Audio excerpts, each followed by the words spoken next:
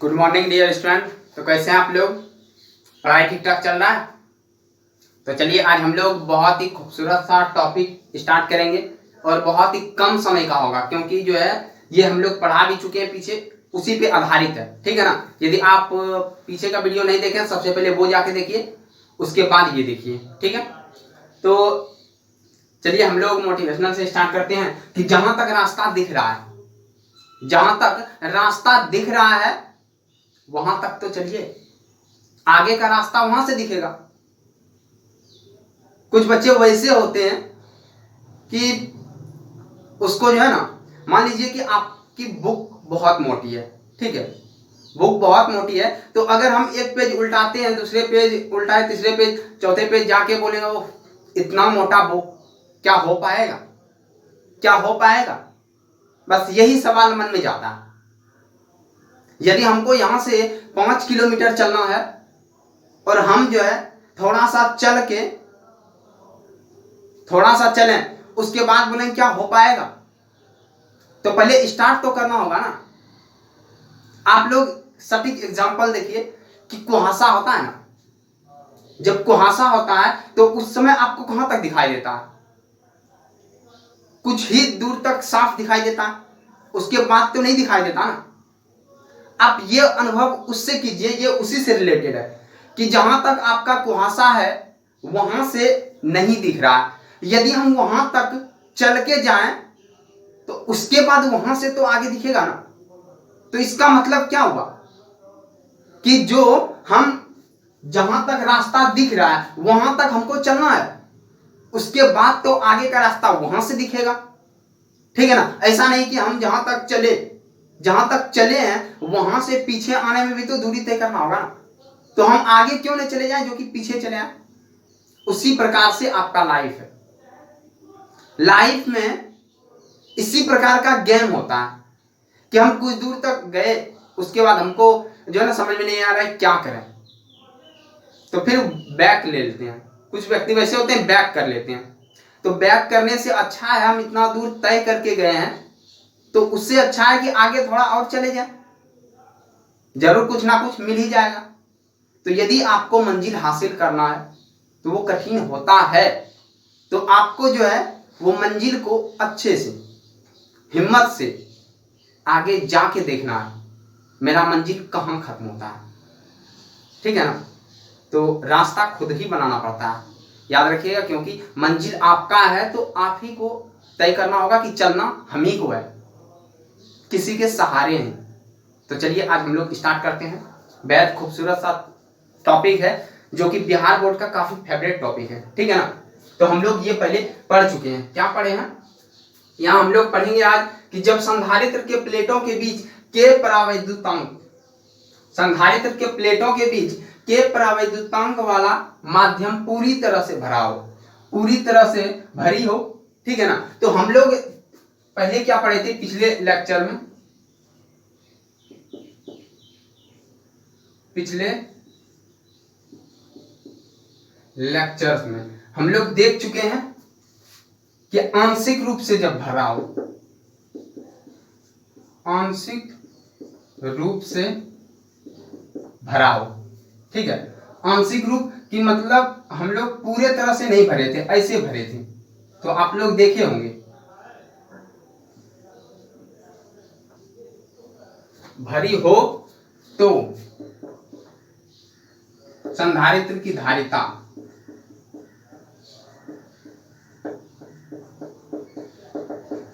संधारित्र की धारिता कितना होगा।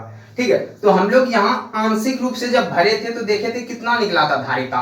C बराबर जो निकला था वो निकला था by D minus T plus T by K, ये इतना निकला था। अर्थात यहां हम T मोटाई का रखे हुए हैं। ठीक है? ये दोनों के बीच का डिस्टेंस क्या है? D है, यहां से यहां तक। लेकिन जब इसको रखते हैं तो यहां से यहां तक का जो है डिस्टेंस, इसका निर्वात में डिस्टेंस क्या हो जाता है इसका? D minus T. या तो इस फिगर को हम ऐसे भी दर्शाए थे कि एक तरफ, एक साइड में रख दें परावैद्युत पदार्थ को, इस तरह T मोटाई का, तो ये D माइनस टी होगा कि नहीं? यदि आप नहीं देखे हैं तो पीछे जाके पहले देखिए, ठीक है। ये d माइनस टी हो जाएगा। तो यहाँ पे हम कोई परावैद्युत पदार्थ रखे हैं, तो इसका मान क्या निकला था, इतना निकला था, ठीक है, इसका मान इतना निकला था। अब यहाँ पे बोल रहा है कि यदि के परावैद्युतांक का जो माध्यम है वो पूरी तरह से भरा हो, अर्थात यहाँ पे हम लोगों का फिगर कैसे बनेगा, इस तरीका से। तो यहाँ हम लोग इधर बनाते हैं, ठीक है।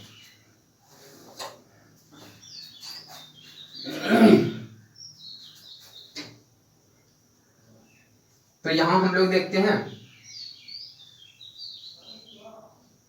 दिख रहा है ना। तो यहां हम लोगों को पूरी तरह से भरना है, मतलब कि इस तरह लेके इस तरह,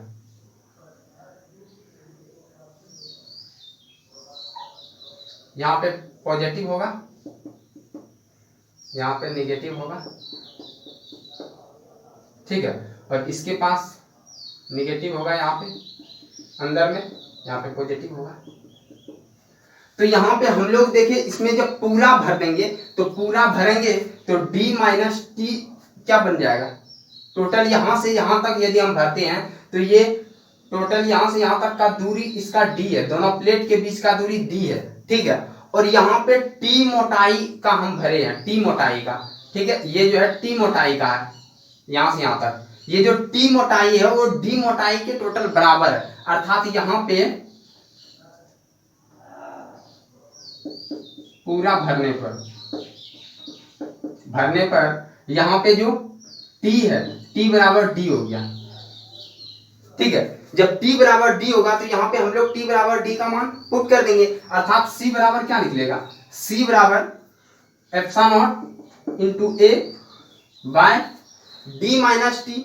तो t के जगह d रख देंगे, ठीक है। तो यहाँ d माइनस डी और प्लस t के जगह d बाय के, क्योंकि पूरा जब भरे तो दोनों का डिस्टेंस खत्म हो गया ना। मान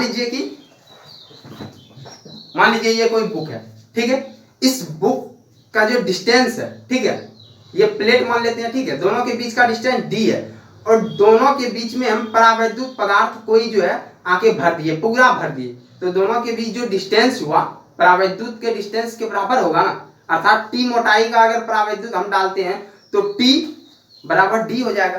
तो यही हमको जानना था, ठीक है। तो यहाँ तक कोई दिक्कत नहीं होना चाहिए।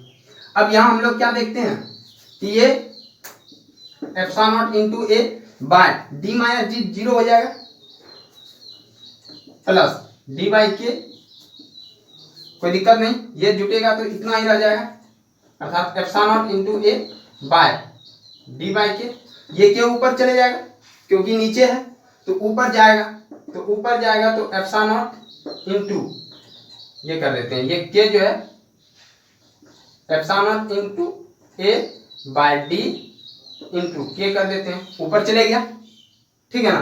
तो यहां तक हम लोग देखे हैं कि इस टोटल का मान हम लोग निकाले हुए हैं, अर्थात पहले इस तरह लिख देते हैं, ठीक है। Epsilon naught into A by D into K, ये निकल गया फाइनली मेरा, ठीक है ना। या तो आप के यहां भी लिख सकते हैं इस तरह, कहीं किताब में आपको इस तरह ही मिल जाए, ठीक है। तो ये जब दोनों प्लेट के बीच में पूरी तरह से यदि हम परावैद्युत पदार्थ भरें, जिस परावैद्युत पदार्थ का अब जितना भी परावैद्युतांक होगा जितना उतना गुना हो जाता है। अर्थात कैसे जानेंगे, ये जो हम लोग देखे हैं पिछले लेक्चर में, हम लोग देखे हैं कि इसका मान कितना होता है, हम लोग इसका मान कैसे देखेंगे। अब देखिए, हम लोग देखे थे, आप ये लेक्चर जाके देखिएगा कि कोई जो है ये कोई समांतर प्लेट संधारित्र है, ठीक है। इसके बीच में हम लोग देखे थे निर्वात है, तो तीव्रता कितना था, ई नॉट था, तो ई नॉट था तीव्रता। उसके बाद इसका जो संधारित्र निकला था, धारिता इसका जो निकला था C by epsilon naught into A by D, अर्थात ये C नॉट निकला था, C नॉट निकला ना, क्योंकि ये निर्वात में इतना निकला, यहां भी तो निकल गया ना इतना का मान, यही तो C नॉट है। तो यहाँ पे यदि हम रख दें C बराबर K इंटू C नॉट हो जाएगा कि नहीं। तो हम लोग क्या देखें कि यदि पूरी तरह से पूरी तरह से के परावैद्युतांक वाला हम परावैद्युत पदार्थ को रखते हैं, पूरी तरह से भर देते हैं, तो धारिता क्या होता है, निर्वात की अपेक्षा के गुना हो जाता है। निर्वात की अपेक्षा के गुना हो जाता है धारिता, जब हम पूरी तरह से परावैद्युत को डालते हैं। तो इसका रिजल्ट क्या निकला, इससे हमको एक और डिफिनेशन मिल सकता है के का। देखिए कैसे, ये हम लोग मिटा रहे हैं, ठीक है ना, आप लोग समझ चुके होंगे।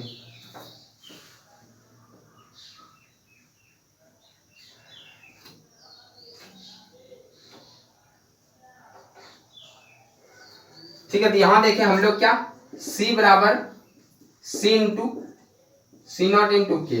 तो यहां पे हम लोग फाइनली क्या लिखेंगे कि यदि संधारित्र में के परावैद्युतांक वाले पदार्थ को पूरी तरह भरी जाए तो उसकी धारिता क्या हो जाएगी, के गुनी बढ़ जाएगी।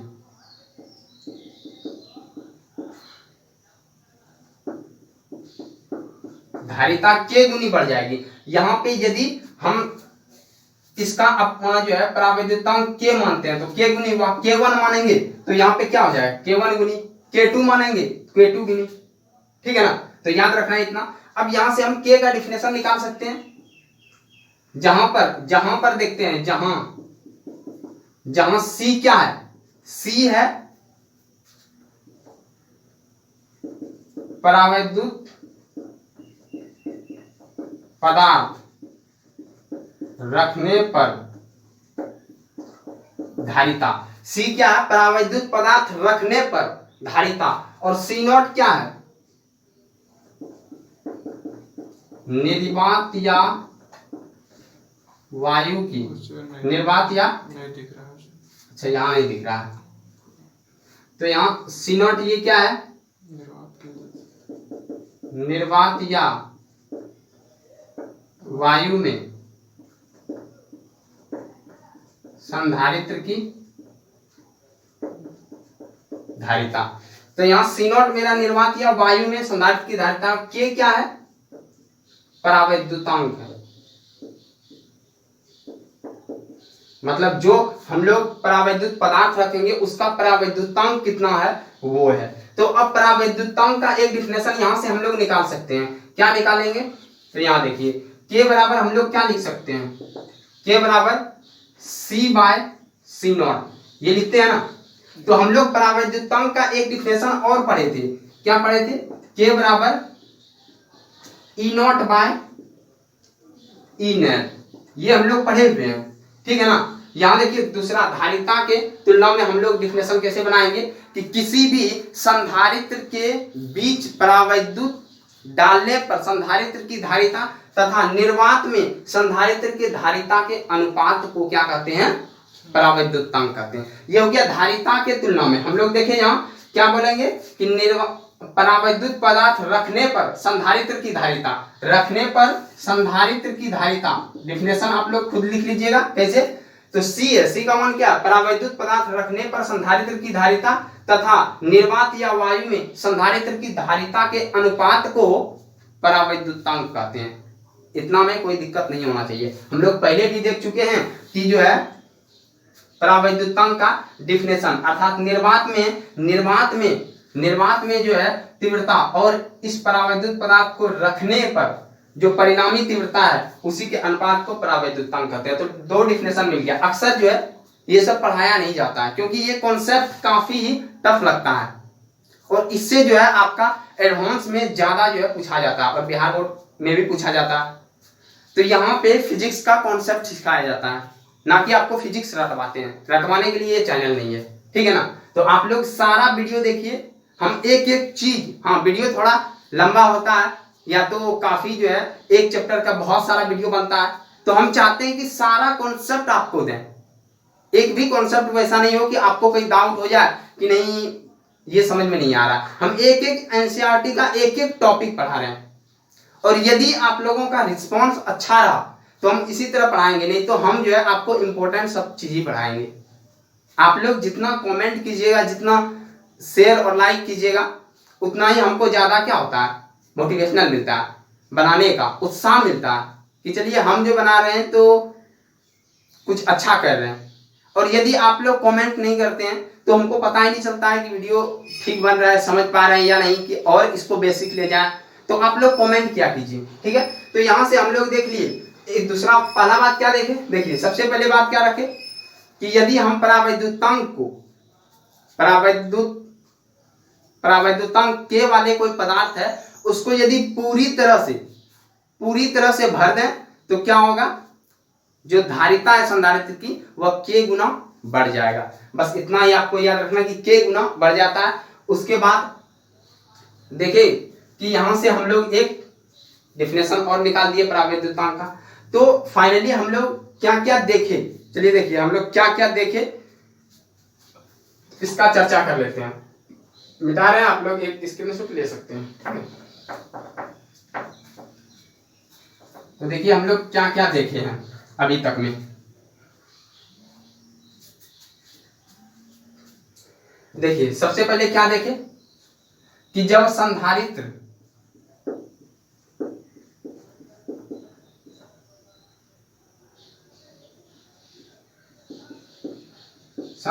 के बीच निर्वात हो तो धारिता का मान कितना होता है, C जो होता है वह इतना होता है, ठीक है। निर्वात के बाद यदि हम लोग देखें कि परावैद्युतांक पूरी तरह से भरा हो या तो आंशिक रूप से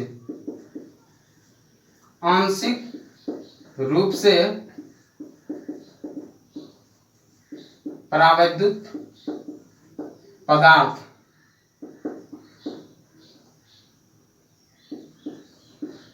रखने पर धारिता का हम लोग व्यंजक क्या प्राप्त कर लिए, C बराबर बाय D माइनस डी। आंशिक रूप से मतलब T मोटाई का, हम लोग आंशिक रूप से पदार्थ जो है T मोटाई का है प्लस T बाय D, इतना देख लिए, सॉरी K होता है यहाँ K, ये देख लिए हम लोग। उसके बाद क्या देखे तीसरा कि यदि पूरी तरह से भरा हो,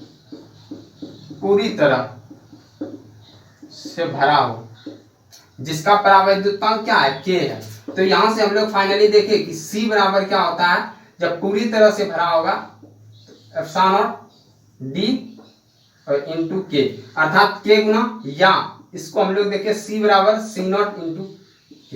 तो यहां तक फाइनली हम लोग देख चुके हैं, ठीक है। तो चलिए आज इतना ही छोड़ देते हैं, नेक्स्ट टॉपिक पे फिर हम बात करेंगे। और अब बात जो करेंगे वो दो समांतर प्लेट रखेंगे और 3 समांतर प्लेट रखेंगे। तो उसके साथ हम सिर्फ कॉन्सेप्ट आपको थ्योरी समझा देंगे कि कैसे क्या होता है, आप खुद से सॉल्व कर सकते हैं। बस हम लास्ट वीडियो इस पे और डालेंगे, ठीक है। तब तक के लिए आप लोग हंसते रहिए, मुस्कुराते रहिए, और हाँ, मुस्कुराहट जो होता है ना वो ओरिजिनल होना चाहिए, ठीक है, डुप्लीकेट नहीं। तो चलिए बाय।